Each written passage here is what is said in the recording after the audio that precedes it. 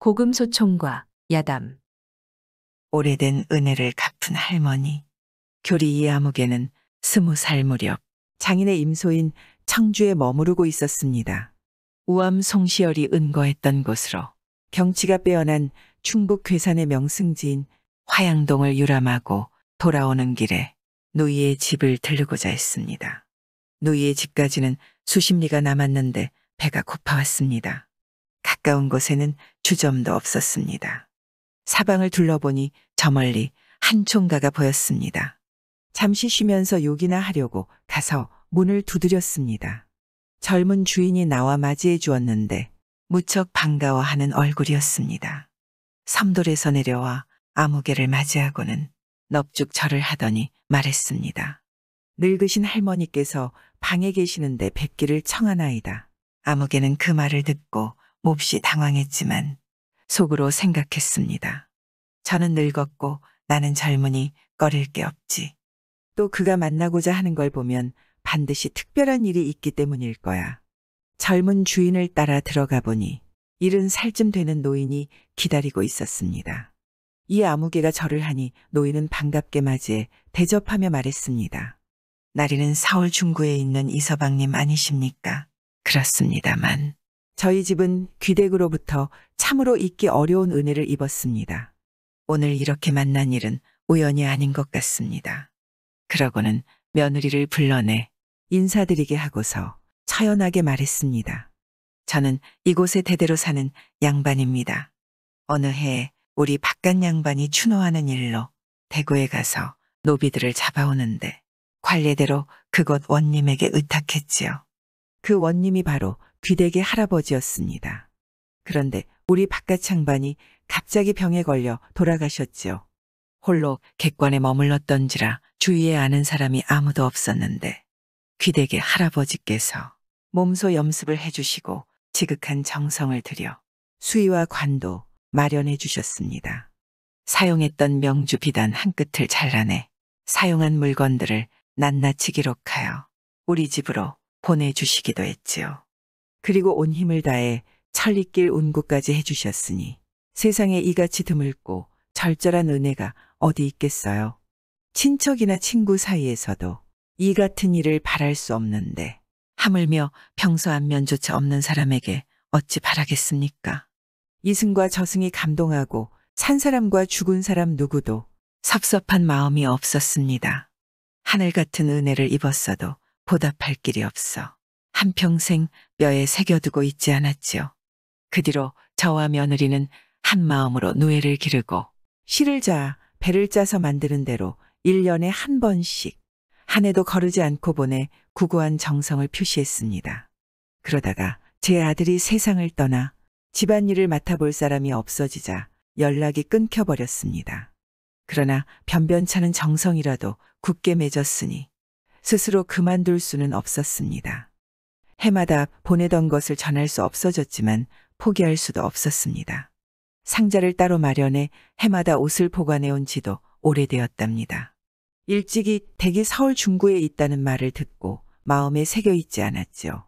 손자가 장성하기를 기다리며 연락이 이어지기를 기대했습니다. 청주 고을 원님의 사위가 된 서울 중구 이서방이 화양동으로 행차한다는 소문을 듣고 마음이 두근거렸습니다. 조금 전 수레가 이곳에 당도하니 자연스레 마음이 움직여 감히 뵙기를 청했던 것입니다. 오늘 이렇게 뵈었으니 이는 하느님이 만나도록 이끌어주신 덕분일 것입니다. 노인은 감격을 이기지 못해 눈물을 줄줄 흘렸습니다. 이윽고 하룻밤을 묵고 가라고 한사코 붙잡았습니다. 아침 저녁으로 소를 잡고 닭을 삶아 대접하니 진수성찬이 끊이지 않았습니다. 다음 날 돌아가려 하자 노인이 상자 몇 개를 건네주었습니다. 그것은 그동안 해마다 모아두었던 모시 등속이었습니다. 지극한 정성과 은혜에 보답하려는 마음이 사람을 감동시키기에 충분하여 감히 사양할 수 없었습니다. 말 한마리에 가득 싣고는 돌아가 장인에게 사연을 고했습니다. 장인 역시 그 정성을 가상히 여겨 아전을 보내 안부를 물었습니다. 그리고 젊은 주인에게는 좌수 첩행청의 우두머리인 좌수에 임명하는 발령장을 내려 영광을 누리게 해주었습니다. 그 뒤로도 그 집에서 해마다 사람을 시켜 예전과 다름없이 배를 보내왔고 그 손자들 또한 종종 찾아왔다고 합니다. 음사를 철거하고 비단을 불태운 며느리. 원남군의 집안은 대대로 부유했으나 맏아들이 일찍 죽었고 손자와 증손자도 이름을 날렸지만 모두 오래 살지 못했습니다. 자손이 희귀하여 그 집안은 귀신에게 아첨하고 구슬하여 치성을 드렸습니다. 다락방을 신사로 삼고 봄가을에 음식을 마련해 제사를 지냈습니다. 옷을 지어두고 집에 명주나 비단을 갖고 들어올 때는 반드시 한 폭을 찢어 신사 앞에 걸게 했습니다. 여러 대에 걸쳐 이런 일을 일상적으로 하고 그만두지 못하니 재산이 점점 축나게 되었습니다. 집안에는 두 세대에 걸쳐 늙은 과부만 있었습니다. 손자가 장성해 충청도 지역에서 배필을 구하니 판서 권상유의 딸이었습니다. 신부가 시집와 시어머니를 뵌 지 사흘 만에 시어머니는 살림을 모두 신부에게 맡겼습니다. 하루는 늙은 계집종이 들어와 권부인에게 알렸습니다. 아무 날은 집안 귀신에게 굿하는 날입니다. 쓸 돈을 미리 주셔서 준비하도록 해주십시오. 권부인이 물었습니다. 그건 어떤 귀신이란 말이냐? 무슨 일로 기도를 드리느냐? 계집종이 답했습니다. 이 귀신을 모시는 일은 선대부터 해왔죠. 해마다 봄가을에 2번 제물을 마련해 제사를 지냈습니다. 치성을 드리면 집안이 평안하고 그러지 않으면 재앙이 연이어 일어나니 그만둘 수가 없답니다. 한 번 제사를 지내는데 들어가는 비용이 얼마나 되는가? 권부인이 물으니 계집종은 부인이 새로 들어와 이전에 있었던 일을 알지 못하리라 생각하고 일일이 셈을 늘려서 대답했습니다. 권부인이 말했습니다. 올해는 더욱더 후하게 대접할 것이니 온갖 재물을 다른 때보다 3배 이상 마련하거라. 그 셈대로 돈을 내어주니 계집종이 크게 기뻐하며 나갔습니다. 늙은 시할머니가 소식을 듣고는 매우 근심하며 탄식했습니다. 우리 집안이 전부터 귀신에게 치성드리느라 가세가 점점 기울었다. 시골 여자라면 낭비하지 않고 아껴 쓰겠거니 해서 호중의 여자를 들였는데 오히려 3배나 늘리다니 이렇게 세상 물정이 어두우니 우리 집안 망할 날이 얼마 남지 않았구나. 제삿날이 되어 깨끗이 청소하며 음식을 차려놓고 옷도 넉넉하게 준비했습니다. 권부인은 정갈하게 옷을 차려입고 직접 한글로 제문을 지었습니다. 첫머리에 사람과 귀신은 뒤섞여 살 수 없다 하고서는 자기가 시댁에 들어와 관례를 바꾸려 한다고 했습니다. 이번에 성대하게 바치는 마지막 제사를 올려 그동안의 은혜에 감사를 드리고 이제 보내드리고자 한다고 썼습니다. 다른 사람을 시켜 제문을 읽게 하려 하니 모두 두려워하며 감히 읽지 못했습니다. 부인이 몸소 향을 사르고 꿇어앉아 제문을 다 읽었습니다. 그리고 앞뒤로 쌓여있던 옷과 비단 등을 모조리 꺼내 마당 가운데 쌓고는 계집종들에게 말했습니다. 이 물건들을 모두 태우면 귀한 물건을 마구 버리는 셈이니 그럴 수는 없다. 오래되지 않아 입을 만한 옷을 나부터 먼저 입겠다. 나머지는 너희도 모두 입도록 해라. 그러고는 일일이 여러 계집종에게 나눠주었습니다. 너무 오래되어 썩은 것들은 태워버리려고 불을 가져오라 하니 모두 두려워 서로 얼굴만 바라볼 뿐 명을 듣지 않았습니다. 부득이 부인 스스로 불을 가져왔습니다. 늙은 시할머니가 이 소식을 듣고는 몹시 놀라고 두려워하며 급히 사람을 보내 말렸습니다. 부인은 듣지 않고 계집종을 보내 말을 전했습니다. 설사 재앙이 내린다 해도 제가 다 감당하겠습니다. 시댁을 위해 이 폐단만은 영원히 없애버리겠습니다. 다른 노비들도 줄지어 달려와 한사코 말렸지만 부인은 끝까지 듣지 않았습니다. 마침내 물건들을 모두 태우고 남은 재는 깨끗이 치워 울타리 밑에 묻었습니다.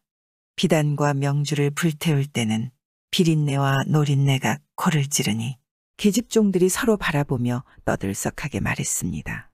귀물이 다 타버리는구나.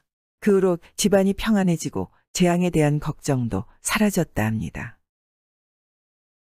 음낭에 자물쇠를 채워 친구를 희롱한 평안감사. 옛날 두 선비가 있었으니 어릴 때부터 친했습니다. 한 사람은 일찍 급제에 중요한 벼슬을 두루 거쳤습니다. 다른 한 사람은 불우하여 살림살이가 가난했기에 딸의 혼인날이 정해졌는데도 돈이 없어 혼수를 마련할 길이 없었습니다. 마침 친구가 평안감사 벼슬을 하고 있어 아내가 남편에게 말했습니다. 혼인날이 다가오는데 우리 손에 땡전 한 푼 없으니 평안도 가명이라도 가서 혼수를 얻어오셔야 하지 않겠어요. 선비는 아내의 말을 따라 감사 친구를 찾아가 딸 혼인을 시키려 하는데 손쓸 대책이 없어 괴로우니 좀 도와달라고 했습니다. 그러자 친구가 아랫사람에게 명해 깨끗한 숙소를 골라주고 관아에서 심부름하는 아이를 정해 성찬을 베풀게 했습니다. 친구도 날마다 숙소를 드나들며 그윽하게 정담을 나누었습니다. 하루는 선비가 말했습니다. 혼인날이 점점 다가오니 속히 가봐야겠네. 친구는 극구 말렸습니다. 그러고는 몰래 한 비장에게 지시해 얼굴이 예쁘고 교태가 있는 기생을 뽑아서 이러이러하도록 했습니다. 여러 날을 일 없이 머물고 있던 선비는 정말 무료했습니다. 날마다 앞쪽 창문을 열고서 오가는 사람들을 구경했습니다. 어느 날 문득 맞은편 집에 소복을 입은 젊은 여인이 살인문을 살짝 열고서 몸은 숨기고 얼굴만 반쯤 드러낸 채 옷같이 하얀 손을 저으며 새끼 고양이를 부르는 게 아닌가. 자태가 고왔고 목소리도 가늘고 부드러웠습니다. 선비가 여인을 한번 보고 넋을 빼앗겨 관동을 불러 물었습니다. 저 집은 누구 집인가? 소인의 누이 집입니다. 내 누이는 언제 과부가 되었는가? 작년에 과부가 되었습니다. 내가 내 누이를 한번 보았는데도 혼이 다 빠진 듯하다.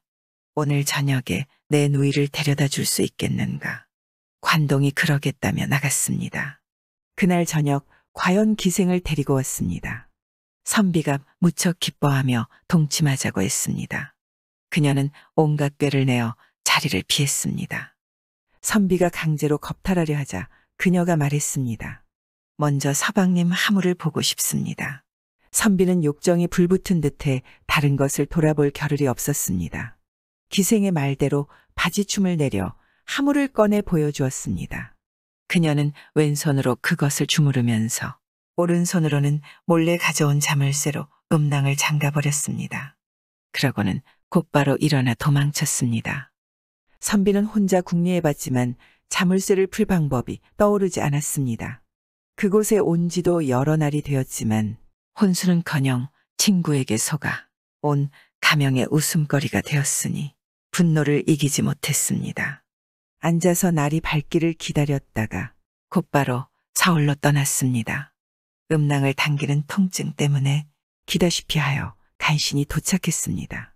곧바로 집 안으로 들어가니 아내가 만면에 기쁜 표정을 지으며 맞이하고 위로해 주었습니다. 천리길을 어떻게 다녀오셨어요? 선비는 더욱 분한 기운이 일어났습니다. 내가 이쪽만 믿고 어리석게도 구걸을 하러 떠났다가 혼수를 얻기는커녕 이상한 병만 얻어왔어. 그리고 계속 신음하며 끊임없이 친구를 욕했습니다. 아내가 말했습니다. 당신은 몰랐나요? 며칠 전 평안도 가명에서 물품을 실은 말이 여러 마리 왔어요. 물건 목록을 적은 건기도 적혀 있더라고요. 혼수를 성대하게 마련해 주었는데 빗자루나 족집게 등 자질구레한 물건까지 갖춰놓지 않은 게 없었어요. 그런데도 당신이 그걸 모르다니요? 감사님의 은덕이 비할 데가 없는데 무슨 까닭으로 화내며 이렇게 욕을 하세요? 그러고는 건기를 꺼내 보여주었습니다. 바라던 것보다 훨씬 더 많은 혼수를 보고 선비는 기뻐했습니다. 이에 노여움을 풀고 웃음 지으며 말했습니다. 혼수는 이제 갖춰졌지만 난처한 일이 있으니 이를 어찌하면 좋겠는가. 아내가 그 이유를 묻자 선비는 그녀를 좁은 방으로 데려가 사정을 자세히 이야기해주고는 자기 물건을 꺼내 보여주었습니다. 아내가 박장대소했습니다. 건기 중에 남는 열쇠 하나가 있어 이상하게 여겼지만 까닭을 알 수 없었죠. 바로 이걸 위한 것이었군요. 감사님께서 혼수를 갖춰 보내주신 것도 감사한데 이 일까지 해결하게 해주셨으니 더욱 감사해야겠네요. 아내는 열쇠를 가져와 자물쇠를 열어주었습니다. 한밤에 삶은 돼지를 싸서 친구 집을 찾아간 부자.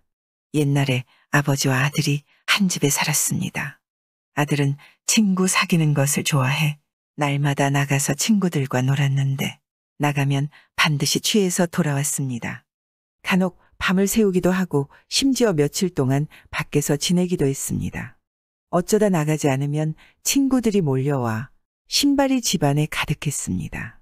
술잔과 그릇이 여기저기 널렸으며 웃음소리와 떠드는 소리로 왁자지껄했습니다. 하루는 아버지가 물었습니다. 어떤 사람들이냐? 모두 절친한 친구들입니다. 친구 얻기란 천하의 어려운 일인데 이렇게 많단 말이냐? 모두가 너를 알아주고 내 마음을 알아주는 사람들이란 말이냐? 뜻이 같고 생각이 합치되어 금란과 같고 금과 재물로 통하니 재앙과 난리를 당했을 때 서로 힘이 되어줍니다. 그러자 아버지가 말했습니다. 그러냐? 그럼 내 한번 시험해보겠다. 하루는 아버지가 돼지를 잡아 삶아서 털을 뽑아내 하얗게 만들고는 그걸 집자리에 쌌습니다. 새벽종이 울리자마자 아들에게 집자리를 짊어지게 하며 말했습니다. 너와 가장 친한 친구 집으로 가보자. 그 집에 이르러 문을 두드렸습니다. 한참 뒤 사람이 나와 물었습니다. 자네 이리 깊은 밤에 무슨 일로 왔나? 아들이 말했습니다. 내가 불행히도 사람을 죽였다네. 형편이 매우 급하게 되어 시체를 지고 이렇게 왔다네. 부디 나를 좀 도와주게나. 그러자 친구는 겉으로 매우 놀라는 모습에 측은히 여기는 얼굴을 했습니다. 그래, 일단 들어가 도모해 봄세. 하지만 식경을 서서 기다려도 친구는 다시 나오지 않았습니다. 불러도 대답이 없었습니다. 거절하는 뜻이 분명했습니다. 아버지가 탄식하며 말했습니다. 내 절친한 친구가 이 모양이냐? 아들은 그곳을 떠나 다른 친구를 찾아갔습니다. 또 친구에게 말했습니다. 내가 오늘 새벽에 사람을 죽였다네. 사태가 급한지라 이렇게 갑자기 찾아왔다네. 자네와 함께 이를 도모했으면 한다네. 친구는 다른 일로 핑계를 대고 거절했습니다. 아들은 다시 그곳을 떠나 다른 친구를 찾아가서 전과 같이 말했습니다. 그러자 친구가 꾸짖으며 말했습니다. 이는 큰 사건인데 나에게까지 화를 입게 하려는가? 더 이상 말하지 말고 어서 떠나게. 꾸물거리다간 나도 연루될 걸세. 집자리를 짊어지고 서너 집을 더 찾아갔지만 모두 얼굴을 마주하려고도 하지 않았습니다. 아버지가 말했습니다.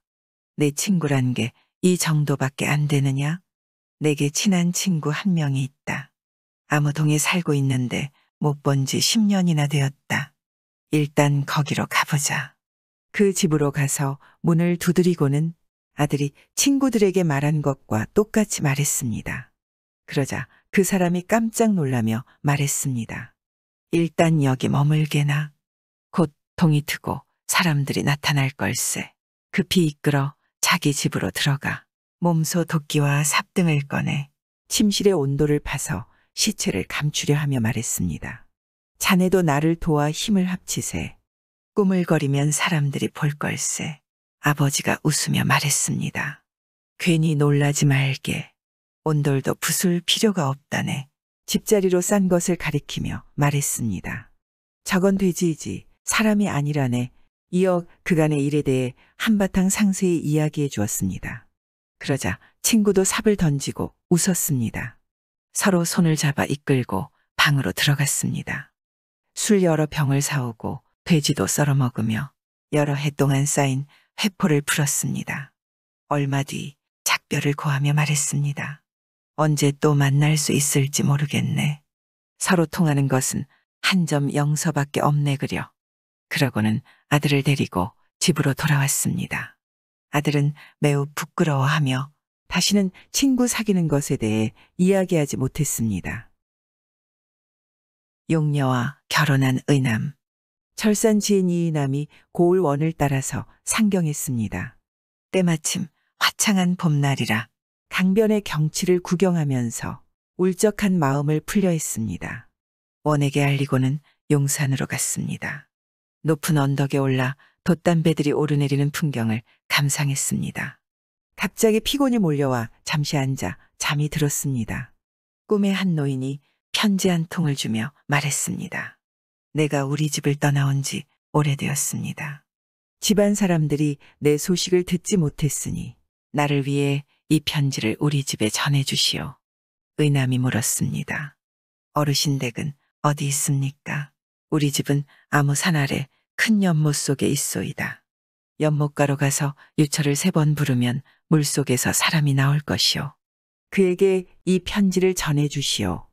의남이 그러겠다 하고는 잠에서 깨어났습니다. 문득 바라보니 편지 한 통이 옆에 놓여 있어 매우 놀라고 기이하게 여겼습니다. 그 편지를 보자기에 넣어가지고 돌아왔습니다. 며칠 뒤 원을 모시고 관하로 돌아온 의남은 그날로 말미를 얻어 자기 집에는 들르지도 않고 곧바로 아무 산 아래 큰 연못가로 갔습니다. 유철을 3번 부르니 갑자기 연못 물이 용솟음쳤습니다. 과연 물속에서 사람이 나와 말했습니다. 당신은 누구신데 나를 불렀습니까? 의남이 사연을 말하고 편지를 건넸습니다. 그 사람이 말했습니다. 결정을 내리기까지 조금만 기다려 주시오. 그러고는 몸을 돌려 물속으로 들어갔습니다. 잠시 뒤 다시 나와서 말했습니다. 물을 맡아 다스리는 신의 궁전에서 부르십니다. 들어가십시다. 내가 어떻게 물속으로 들어간단 말입니까? 눈을 감고 내 등에 엎이기만 하면 아무 염려 없을 겁니다. 의남이 그 말대로 하니 물결이 저절로 열리고 몸이 물기에 젖지 않았습니다. 두 귀에는 바람소리만이 들렸고 물소리도 매우 세찼습니다. 이윽고 그 사람은 언덕 위에 이르러서 의남을 내려주고 눈을 떠보라 했습니다. 백사장 언덕 위에 붉은 대문이 우뚝 서 있었습니다. 그 사람이 말했습니다. 여기서 잠시만 기다리십시오. 내가 먼저 가서 알리겠습니다. 곧바로 다시 나와 들어가자고 청했습니다. 여러 중문을 지나니 화려한 누각이 우뚝 나타났습니다. 계단으로 올라가니 비녀도 꽂지 않은 젊은 여인이 반갑게 맞이했습니다. 제 아버지께서 집을 떠나신 지 오래되었지만 소식을 듣지 못했습니다. 이렇게 소식을 전해주시니 정말 감사합니다. 아버지의 편지에 당신과 결혼하라는 가르침이 있습니다. 당신의 뜻은 어떠한가요? 의남은 기뻐하며 허락했습니다. 그녀가 또 말했습니다. 저는 용녀입니다.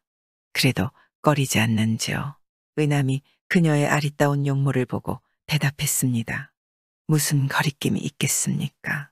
의남은 거기서 사흘간 머물렀는데 마련해준 음식 모두 진기하지 않은 것이 없었습니다. 목욕을 하게 하고 옷을 만들어 주었는데 무슨 비단인지 알 수는 없었으나 휘황찬란했습니다. 사흘 동안 잠자리를 같이 하고 물 밖으로 나가려 하니 여인이 말했습니다. 어찌 이렇게도 서둘러 돌아가려 하나요? 말미 기한이 지났으니 벌을 받을까 걱정되어 부득불 나가보지 않을 수 없습니다. 관가에서 어떤 일을 맡고 있나요? 지인입니다. 지인은 어떤 복장을 하나요? 긴 옷 위엔 소매가 없고 등솔기가 허리까지 트인 옛 전투복을 입습니다. 여인이 즉시 상자를 뒤적여 특별한 비단을 꺼냈습니다. 옷을 만들어 입혀주면서 부탁을 했습니다. 앞으로 꼭 자주자주 들러주세요. 마침내 유철을 불러 태워다 주게 했습니다. 의남은 원래 원의 총애를 받던 지인이었습니다. 약속한 기한이 지났는데도 돌아오지 않자 원은 의남의 집에 물어보았습니다. 집에서는 의남이 상경한 뒤로 집에 들른 적이 없어 간 곳을 모른다고 했습니다. 원이 크게 성내며 엄중하게 그 아버지를 가두고는 날마다 의남은 언제 돌아오느냐고 다그쳤습니다. 그 어머니도 황송스럽고 두렵기도 하여 하루도 거르지 않고 밖으로 나가 아들을 찾아다녔습니다. 엿새째가 되어서야 비로소 의남이 어느 산 아래에서 나타나니 어머니가 맞이하며 말했습니다. 관가의 명이 엄하고 시급한데 어디 갔다가 이리도 늦게 온단 말이냐. 내 아버지가 감옥에 갔고 우리도 너를 기다린 지 벌써 여러 날이 지났다. 무거운 벌을 받을지도 모르니 어서 들어가 원님을 뵙거라. 의남도 매우 두려워하며 곧바로 관가로 달려가 마당에 엎드렸습니다. 관노비가 이인남이 돌아왔습니다. 라고 외치니 원이 크게 기뻐하며 문을 열고 내다보았습니다. 옷이 지극히 화려하고 기이하니 결코 인간 세상에서 만든 것이 아니었습니다. 심히 의심스럽고 이상야릇한 마음이 일어나 화를 내고 책망할 겨를이 없었습니다.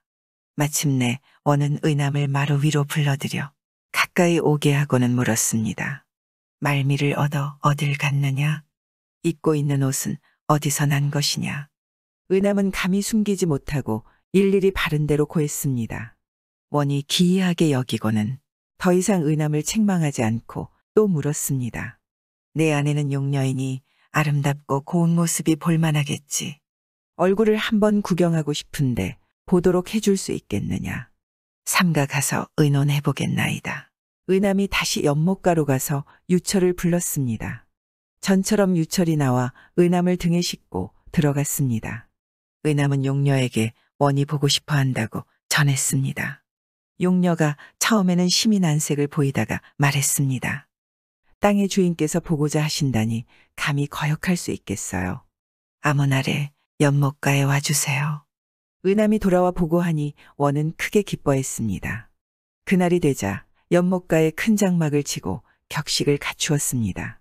읍의 향임, 이교, 노령, 그리고 늙고 젊은 백성들도 원이 용녀를 구경하러 온다는 소문을 듣고 하나같이 읍을 비우고 보러 가니 산과 들을 가득 메웠습니다. 연못가에 도착한 원은 자리를 정하고서 의남에게 물속으로 들어가 용녀를 불러오라 했습니다. 의남이 물속으로 들어가 용녀에게 밖으로 나가기를 청하니 그녀가 물었습니다. 평상복을 입을까요? 철립과 주립으로 된 옛 군복인 융복을 입을까요? 의남이 돌아와 원에게 물었습니다. 원은 융복 입은 미녀의 아름다움이 더욱 각별할 것 같아 융복을 입고 오라 분부했습니다.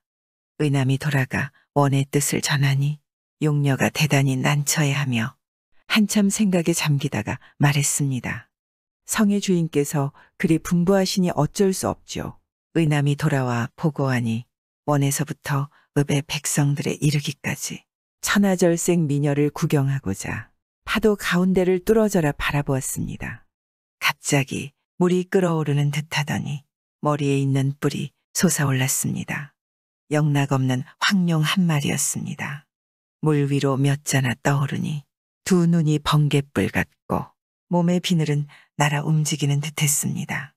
원은 예상치도 못한 광경을 보게 되자 놀라서 두 손으로 눈을 가리고 엎어졌습니다.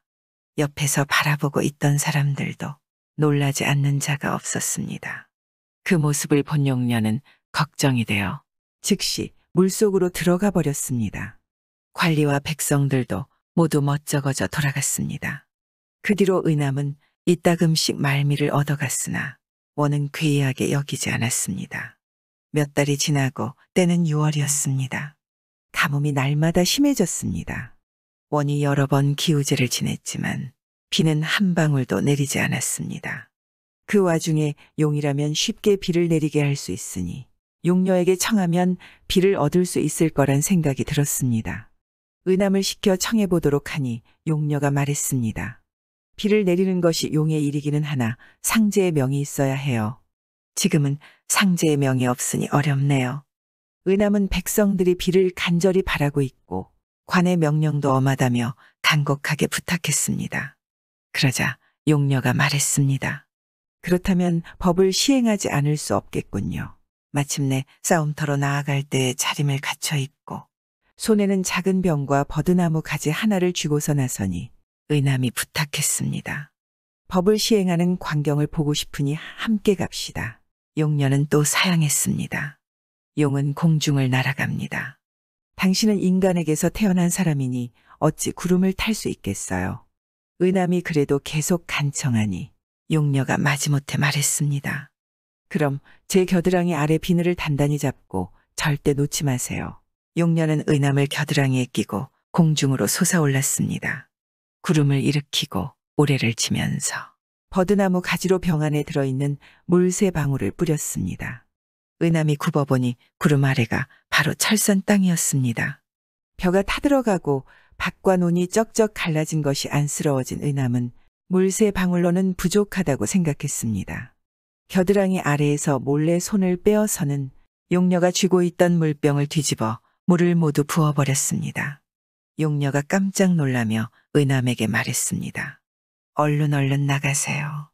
장차 대재앙이 일어날 것입니다. 의남이 멍하니 그 까닭을 몰라 물었습니다. 무슨 일이요? 처음부터 이런 일이 있을 것 같아 당신이 따라온다 했을 때 거절했던 거예요.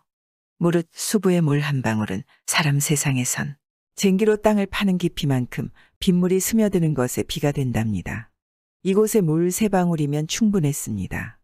이제 물병에 물 전부를 엎질러 버렸으니 그 피해를 어찌 다 말할 수 있겠습니까? 나는 하늘에 죄를 지었습니다. 앞으로 내게 천벌이 내릴 것이니 당신은 어서 떠나세요. 당신이 오늘의 정을 잊지 않는다면 내일 백각산 아래로 가서 내 머리를 거두어 묻어주세요. 의남은 어쩔 수 없이 밖으로 나갔습니다. 산 위에서 일망무제의 평평한 모래벌판만을 망연자실 바라볼 따름이었습니다. 읍 안으로 들어와도 밭과 논의 형체를 찾을 수 없었습니다. 읍 안 사람들의 말에 따르면 지난밤 삼경에 큰 비가 쏟아졌는데 물동이를 엎어놓은 듯했을 뿐만 아니라 하천두까지 터진 듯 순식간에 평지가 물에 잠겨 수심이 한 장도 더 되었다 했습니다. 산과 구릉이 무너져 언덕과 골짜기를 구분할 수 없게 되었습니다. 그제야 의남은 크게 뉘우쳤습니다.